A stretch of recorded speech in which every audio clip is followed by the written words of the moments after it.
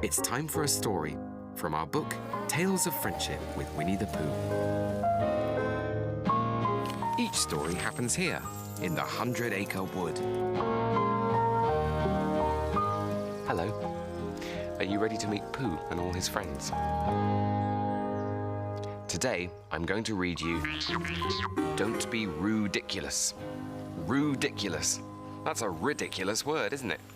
With a title like Roodiculous, which of Pooh's friends do you think this story will be about? Let's see. One day, Roo and Tigger were bouncing together. "Let's bounce as high as that branch," cried Roo. "Sure thing, little buddy," said Tigger, and he jumped up and touched the branch easily. Roo scrunched up his face, closed his eyes, and pushed off the ground as hard as he could. He felt himself go up, up, up. But he got nowhere near the branch. "I wish I was bigger and could bounce as high as you," Roo said to Tigger. "Don't be ridiculous," said Tigger. "You bounce pretty good for a little fella." And he bounced off. "One day," Roo said aloud, "I'm going to be big enough to reach that branch." "Perhaps I can help," said Pooh, who was passing by. "Who knows how to make me bigger?" thought Roo, looking at his sizable friend. Pooh lifted Roo up. He stood on his tippy toes, and Roo had to stretch his arms, but it worked. "Whee!" Roo cried, swinging from the branch.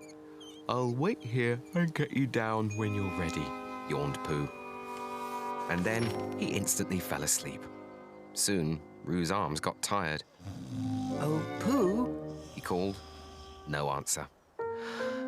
"If I were bigger," thought Roo, "I could get down by myself."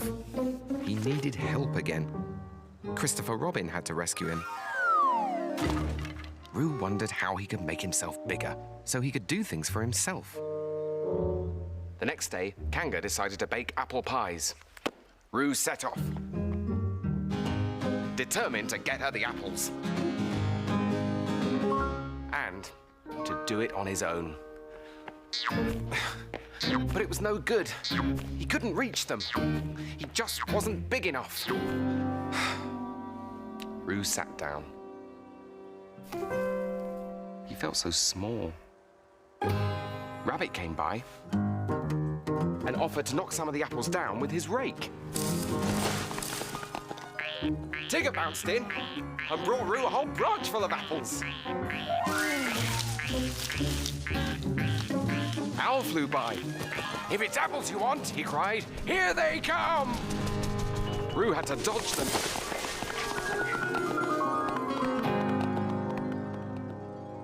Roo soon had plenty of apples, but his friends had helped him. He wanted to be able to do things by himself. But how? A stick which had fallen from Eeyore's house gave him an idea. "That's it!" he cried. "I know just what to do." Roo borrowed Rabbit's tools and collected lots of sticks. Before long, he had made a ladder. It's time for him. He climbed without anyone's help and swung from the branches. He had such a good time that eventually everyone had to come looking for him. "Roo," said Kanga, "how on earth did you get up there?" Roo pointed out his ladder. "That's using your noggin," said Tigger. "There's nothing small about your brain, little buddy." Roo grinned as he climbed down to meet his friends. Kanga was very proud. "You didn't give up, Roo," she said. "You kept at it until you worked out a way to feel bigger. And don't worry," she added, "you'll be bigger soon enough." She lifted a tired little Roo into her pouch. "But for now, you're just the right size."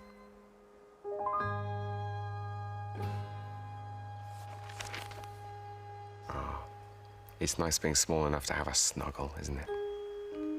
Ooh, hear that? Nearly bedtime in the 100-acre wood.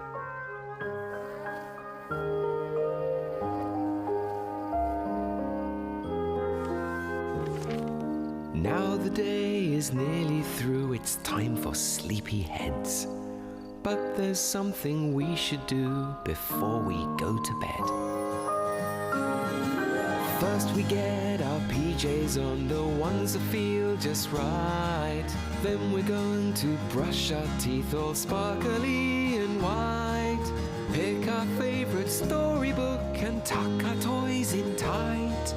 Don't forget that hug and kiss, then turn out the light. Snug as a bear can be, dreaming in a honey tree.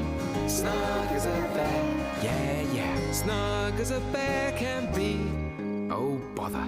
Think, think, think. Let's go through our bedtime list. Got our PJs on? Yes. We've brushed our teeth? Yes. Read our storybook? Yes. Our toys tucked in? Yes. Then what did we miss? Oh, yes, that hug and kiss. Snug as a bear can be, dreaming in a honey tree. Snug as a bear, yeah, yeah. Snug as a bear can be. Snug as a bear can be. Snug as a bear can be. Snug as a bear can be. Snug as a bear can be. Snug as a bear can be. Snug as a bear can be.